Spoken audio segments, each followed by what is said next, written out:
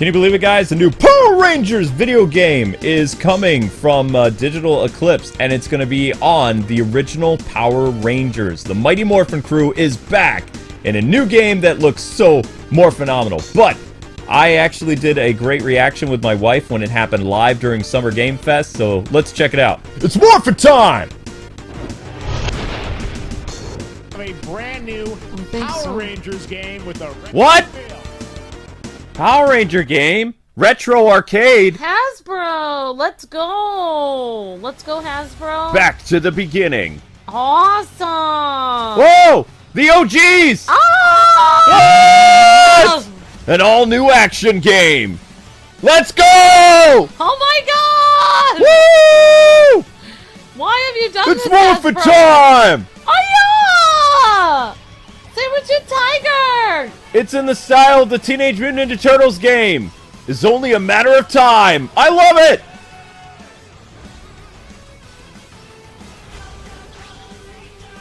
It's the freaking OGs, man!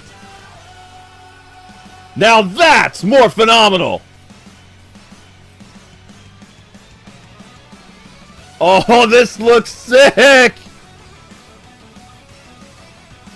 Well done, Hasbro! Oh my gosh! When? Hasbro's like, we're working on something.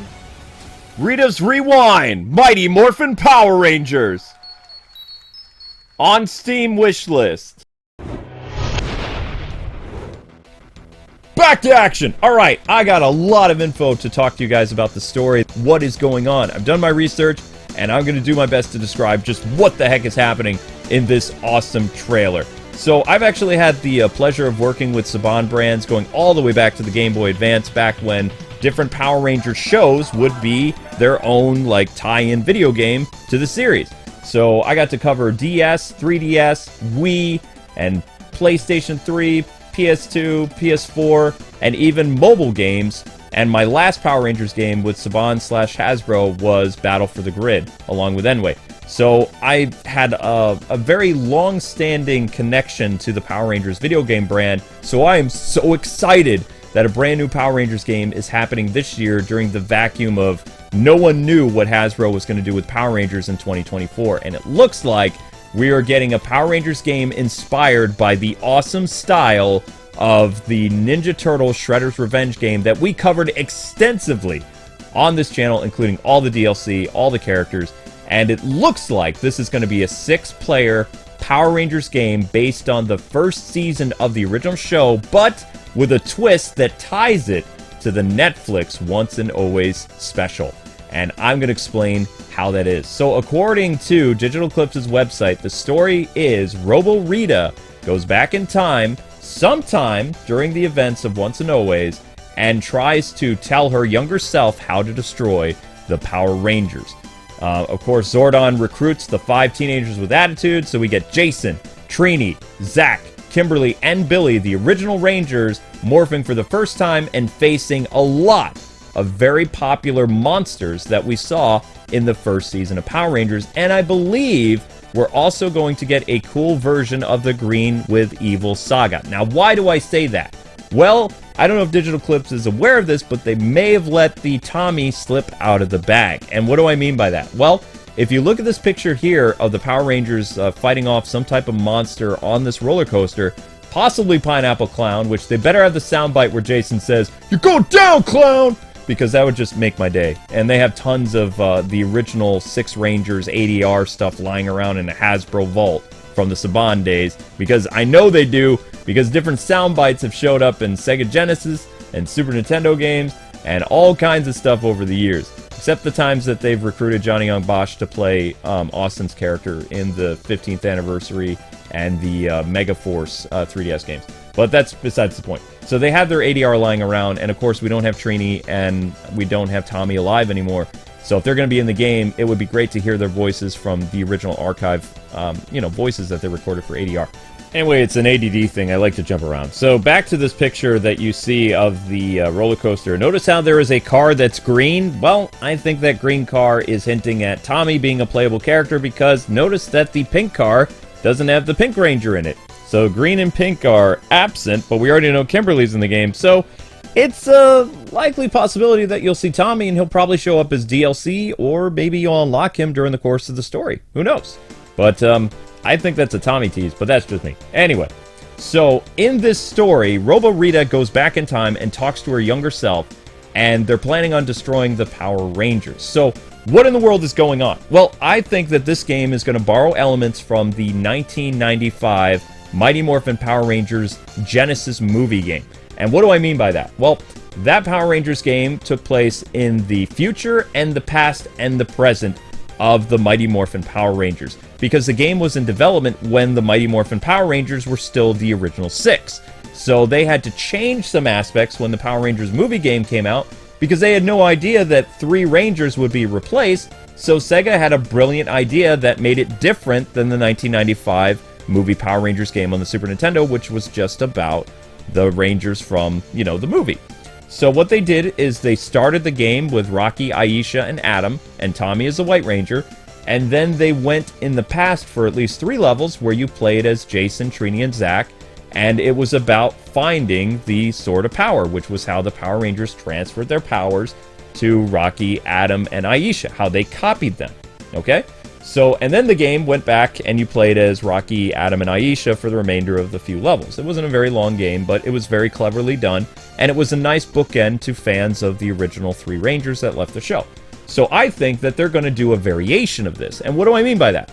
I believe that this is actually taking place in the Once and Always stuff that we didn't see because Austin and Amy Jo couldn't reprise their roles for the special. So they had to recast and bring in Rocky, and they had to bring in Kat, and Jason and Kimberly, along with Tommy, were kidnapped, and, you know, they had to change up the story. So they have a very unique opportunity where they can show us what exactly was going on after the death of Trini.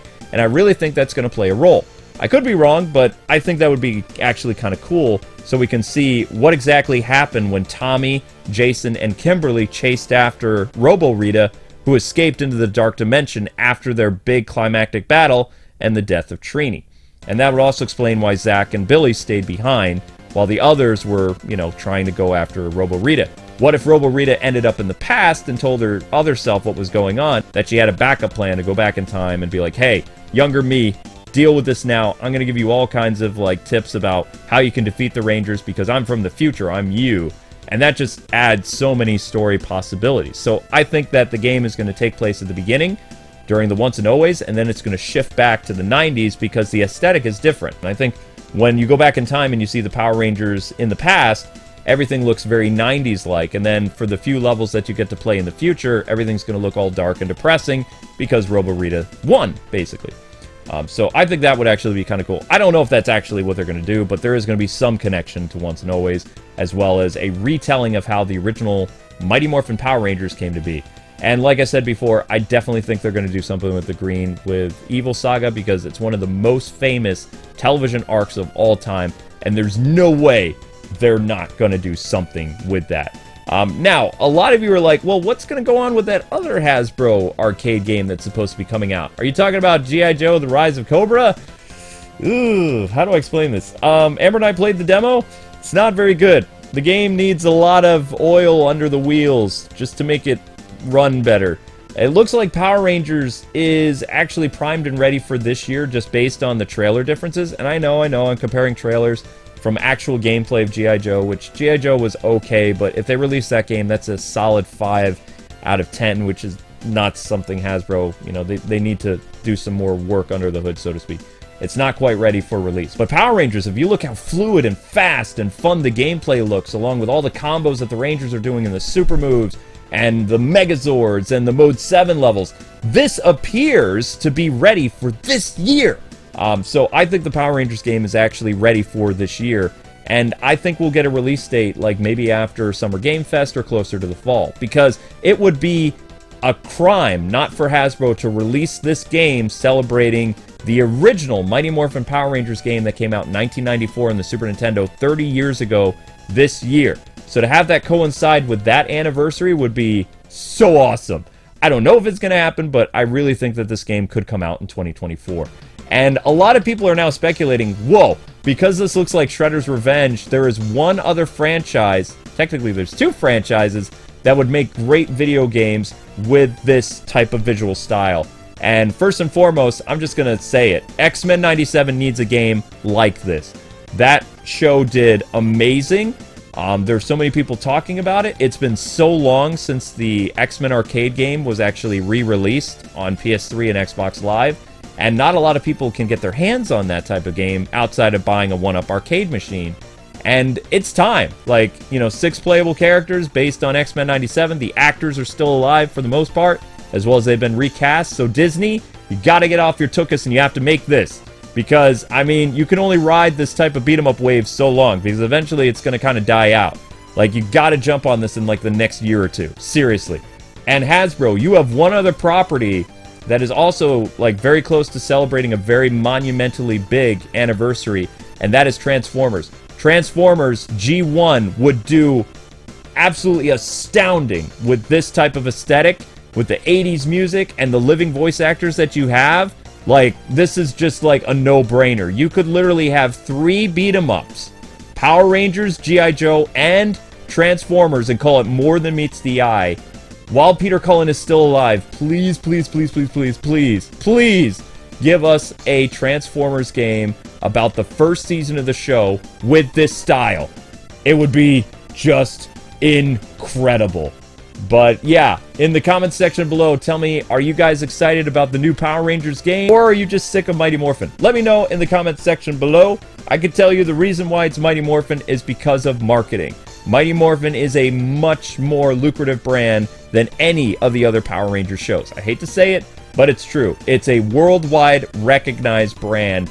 Everyone knows who the Mighty Morphin Rangers are. Everyone has a favorite MMPR Ranger.